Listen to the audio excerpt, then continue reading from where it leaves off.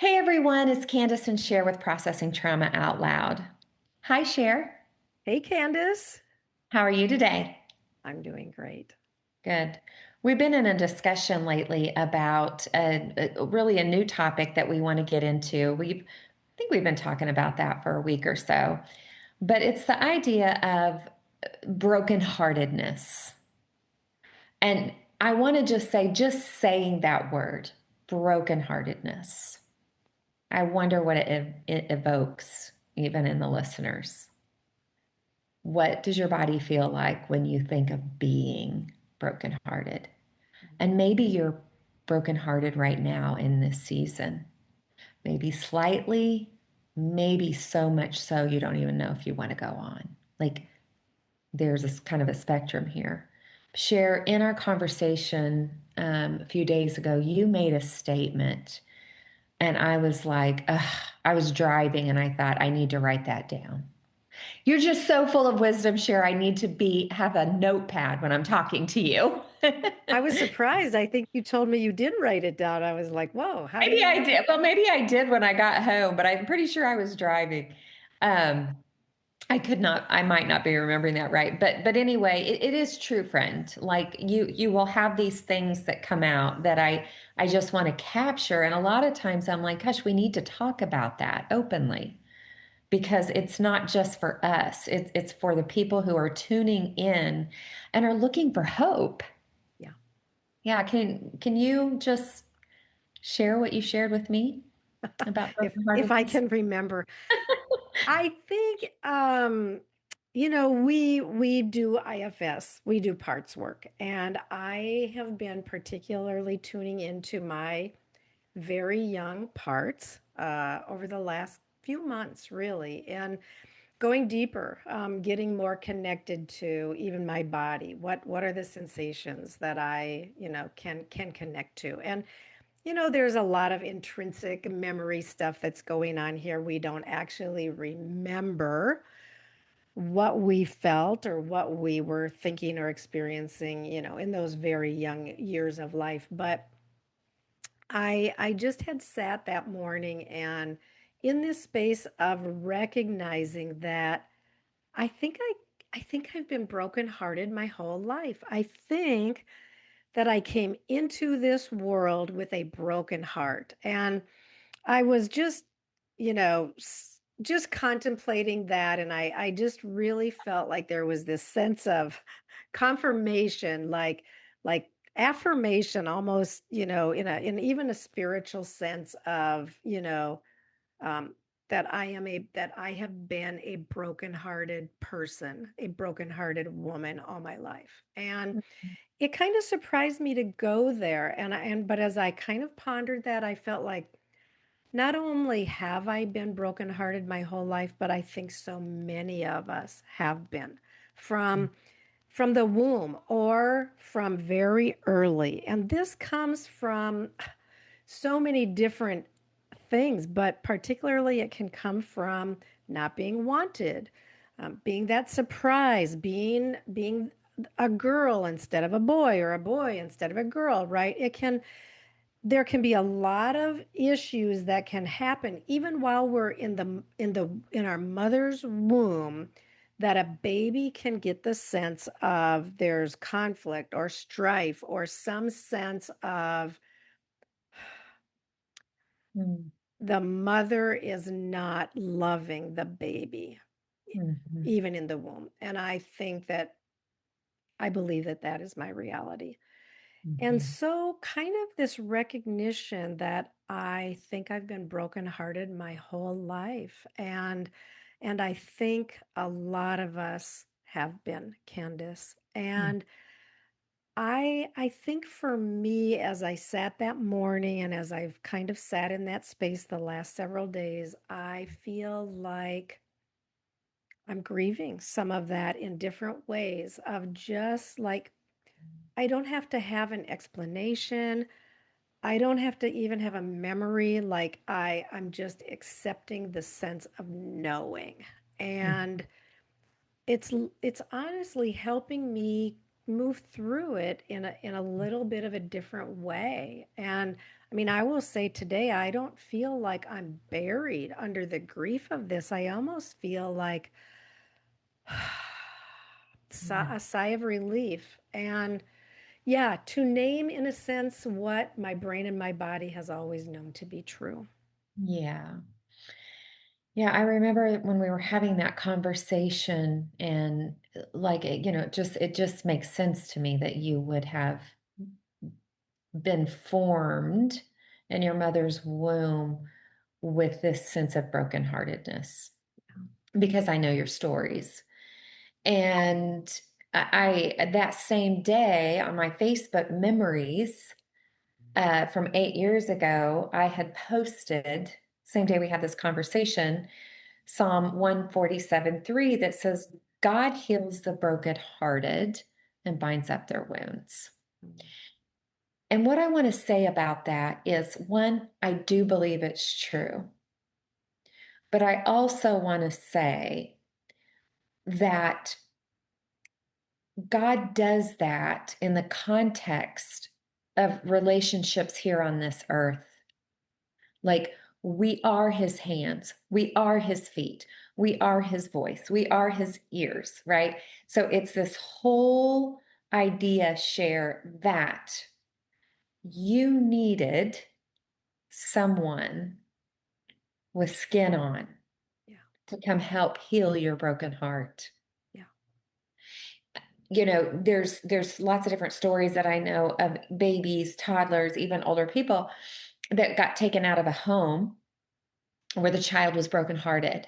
yeah, And then their new family, sometimes this isn't true, and that's so sad, but a lot of times their new family comes in and pours love on this child's broken heart. mhm, And sometimes that's a process because a child knows like what to do with brokenheartedness. They yeah, don't know what to do with love. So there's almost a rebellion against love. But for some children, over time, they begin to let it seep in yeah, more and more and more. And this has been your journey, yeah, for many years. yeah, So though you have had a sense that you've had a broken heart from the beginning, you've also been allowing more care, more love. Like your broken heart is being healed yeah, through that love and care. yeah. And I can look back in my life and I can see my broken heart started to be healed, I think, when I was in junior high. And I experienced love really from some people from my church. For the first time, I had eyes that were looking for me. First time I remember experiencing that, really. But I think I would never have said I have a broken heart. I didn't connect with grief. It's taken me so long to be able to feel and honor the grief that I have carried in my body. And I think it's because I just always felt like I was working hard for love and Mm. acceptance and being seen and looking for that good mama. We've talked about that on here, Candace, where I've been looking for Are I've you my been mom? looking, yes, are you my mother? Are you my mother? Are you my mother? But I have been tenacious to look and I think, and we've said this before, but going back into my stories and being connected with now, I have many good mothers in my life. Right now, I have many who will meet me in these spaces and be like, oh, Cher, I see your little girl, and I just want to offer her care. I mean, it's beautiful how now we can do that in moments. And it's where the pain can be there and it's seen and named and then it's like, okay, I'm fine. Let's go. One of my favorite things about this work in the context of and not just one on one, but really small group Yeah. is one of us will be sharing or processing. And all of a sudden, somebody may lean in and say, I think I just heard your little girl there. Yeah. And it's always a cause for pause Yeah. because when our littles are showing up in what we're feeling, what we're thinking, what we're saying, it's just this beautiful opportunity to see that inner child and just pause and say, are you needing something? Yeah. Sometimes it's not that they're needing like this deep healing. Sometimes they're just coming out to play. Yeah. Like we don't always have to focus our attention in a way that our inner children are, it's about this deep healing thing. Now, most of the time and many times, yes. But share, have you, I'm curious, have you had that experience too where you've noticed that younger part of you? It's not that they're coming forward because of the broken heart, it's more they're coming forward because they just really trust you and they have something that they want to bring forth. Yeah, our parts, like all parts are good, right? That's one of the mottos of IFS. All parts are good. All our parts carry gifts. Our parts are it is who we were at these various stages of our lives. And it's our parts are the holders of our intrinsic memories that we carry subconsciously.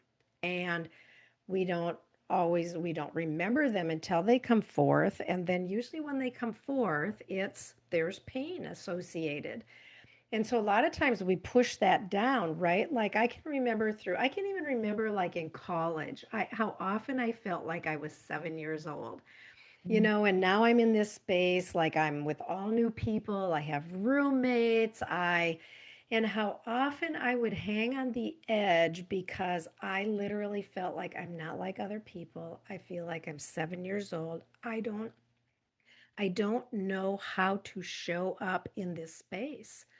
And so then there's shame and there's all the things that causes us to push this down. But when our little girls come, when our parts come forward, if we can be open and see them, and I love what you're saying, like I can really honor, I have a part that is so organized and can take care of things so well, and like there are so many times that I will just put my hand on my heart and I'll be like, thank you, like it's parts of us. And as we heal, so that these parts are not in pain or they're not just in this dynamic of protecting from a child's perspective, but when they're more in their freedom, it's like that's when we're alive, when we're playful, when we're delighting in life, when we're in awe over nature, when we're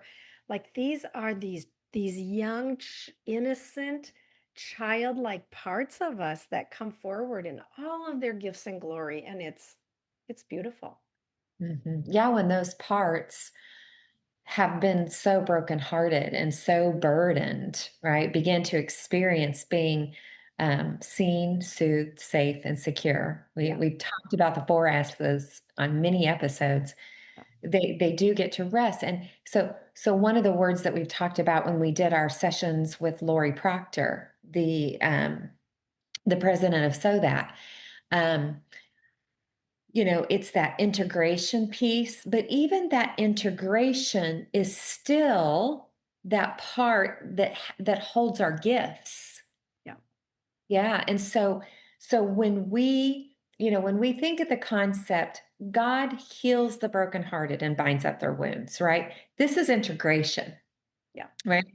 This is what happens when we sit in these spaces with one another Yeah. and we have the wisdom and the insight to see into these parts. I recently did an online training led by Dick Schwartz on working with protector parts, and I'm always so tuned in to watch him do that because he's done this for what, I don't know, 30 years, I think at least, Mm-hmm. and seeing his ability to stay connected to his highest self, um, no matter what's going on in that other person's parts. And so they had this demonstration through permission. This was a client of his like 10 years ago, I think. And he was working with this older man. When I say older, I think he is probably maybe in his 40s, who had this extreme protector part share. And I am telling you, this man's brokenheartedness was one of the most profound things I've ever witnessed. And we're on Zoom, and there's you can see other people, and we all just have tears streaming down our face watching Dick Schwartz work with this man who went really young because he had a very abusive dad, but his dad would also show up with him like real kind and lovey and touchy. But then a day or two later, he could be beat. Wow. And so when he went into this young part, I think it's important that I'm sharing this because I want to say the level of brokenheartedness for children who have been abused and neglected and sometimes severely abused, sexually abused, like we need to pay attention Yeah. because there's a lot of adults walking around that has this man's story. Yeah. But so he just started weeping and you saw his little boy and then he started saying some things that he would have said to his dad Mhm. Wow. in that place. Wow, I'm just like choking up thinking about this man. And I'm telling you, Dick Schwartz just sat there and his presence and his kindness, was such a beautiful container. And you could almost feel the tangible love over the computer screen. And then all of a sudden, it was like this man, you could almost see the burden begin to lift. Mm. And he just started to relax. Wow. And I'm like, okay, this is why we do this. Yeah. I know. Yeah. Yeah. And so his brokenheartedness was cared for. Wow. And I've experienced that, and you have experienced that. Yes, yes. It's like when and I think it's so important we're talking about this, Candace, because as you said, and we are saying, like, many, many adults are walking around normal, living their normal lives, but they have carried brokenheartedness their whole life. And when we are able to reach those young places where the pain was impossible, Too much. but we survived, but we did survive. But the broken heart was carried on, and it's been carried through every aspect of our lives. Like when we can get to these young parts and establish enough trust so that they can tell their story, so that they can let us become aware of those sensations that we carry in our bodies, like to be met there with the four S's: being seen, being soothed, being safe, being secure. It's exactly what you're saying, Candace, like the transformation that can occur in moments is astounding. It is. It's very astounding and it's very moving to witness the shift in a person's demeanor, in their face, in their nonverbals. Like we see it, we've experienced it. I actually worked with a part yesterday, and I felt the shift in my body. Like I think I told you, it felt like 100-pound weight lifted off of me. Yeah. And that's because I went into some stillness Yeah. and I started saying, what are you needing? What's going on? I hear you. Yeah. Um, we're not going to blow anything up today, little girl. Yeah. But I want to hear what you need. Mm, yeah. Ooh, let's come back. I think I want to share about this experience. Good. Yeah. I want to also share, I want us also to talk about, and I'm going to name this, but because I want our listeners to know we're going to go here, I want us to talk about how the desires that come forth in us throughout our lives, that so much of the desire that we have that we struggle with, okay? So not the desire to do art, for example, like, but the desire to get love, the desire to be seen, the desire to be known. Like, these desires are glorious, but they sometimes lead us down paths that brings even more pain to our lives. I think that so much of our desire in these avenues is related to the brokenheartedness that we have carried from birth or very early in life.